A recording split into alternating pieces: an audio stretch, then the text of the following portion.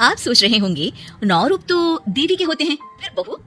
भाई बहू भी तो लक्ष्मी का रूप है। तो जब बहू के पैर पड़ने से घर में समृद्धि आती है तो और क्या क्या होता है जरा देखिए। रामलाल और श्यामलाल 2 भाई थे।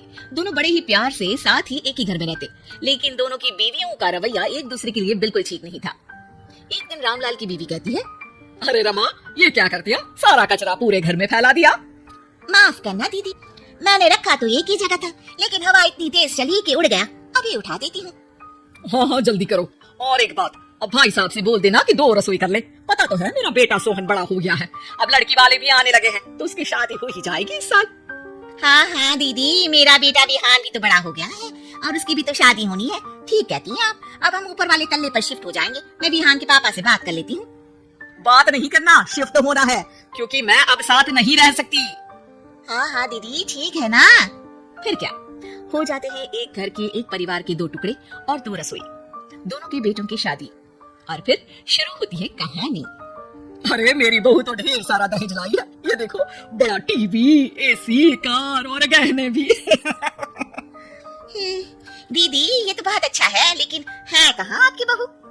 अब वो सो रही है, थोड़ी रिजर्व टाइप की है ना, अपने ही कमरे में रहती है और ज्यादा बात भी नहीं करती।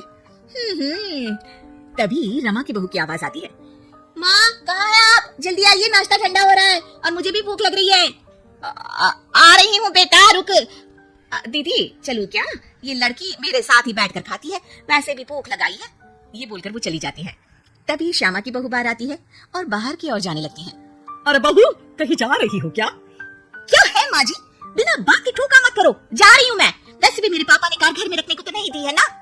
अरे नहीं नहीं बेटा, बिल्कुल बिल्कुल, घूमो घूमो। मैं तो कहती हूँ मुझे भी साथ लेकर जाया करो, साथ ही घुमा करेंगे। अरे नहीं नहीं, मैं आपके साथ बिल्कुल भी कंफर्टेबल नहीं हूँ। वैसे भी मैं शॉपिंग में जा रही हूँ, कहाँ आपको टंगती फिरूंगी। ये बोलकर श्यामा की बहू निकल जाती है।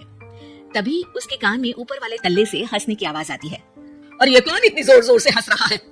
ऊपर जाती है, जहाँ वो देखती है कि रमा और उसकी बहू साथ बैठकर बातें कर रही होती हैं। फिर तो मम्मी जी इतना मजा आया कि मैं क्या बताऊं।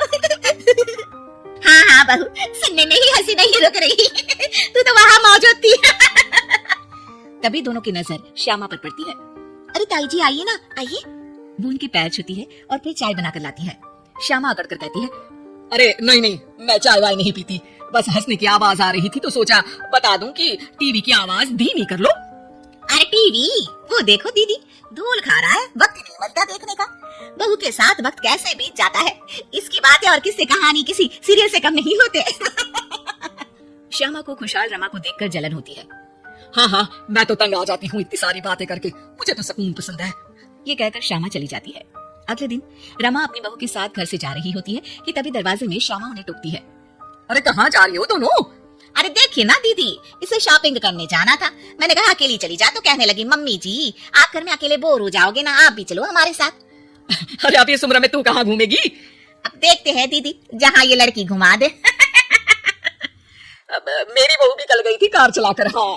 तभी रमा की बहू कहती है, ताई जी मुझे तो कार चलानी नहीं आती, लेकिन हाँ इस सुहाने मौसम में मम्मी जी को स्कूटी की सैर करा देती हूँ। श्यामा का मुंह बंद हो जाता है। वो अपने कमरे में चली जाती है, जहाँ उसकी बहू बैठकर अकेली टीवी देख रही होती है।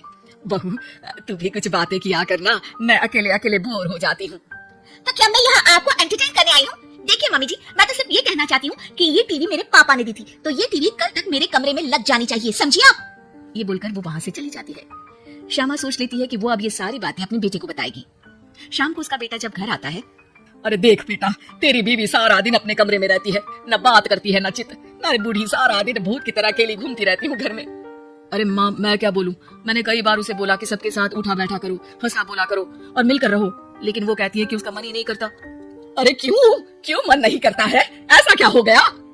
माँ तुझे याद है, उसके पिता ने कार देने से मना कर दिया था, कहा था कि उनके पास पैसे नहीं है, साथ ही तेरे सामने हाथ भी जोड़ा था, लेकिन कैसे तूने उसके पिता के साथ बुरा व्यवहार किया था।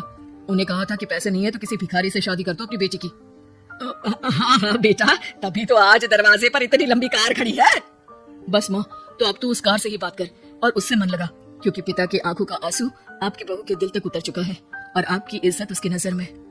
अब श्यामा को समझ आता है कि कुछ निर्जीव चीजों से घर भरने से अच्छा है कि सजीव चीजों से जिंदगी भरी जाए।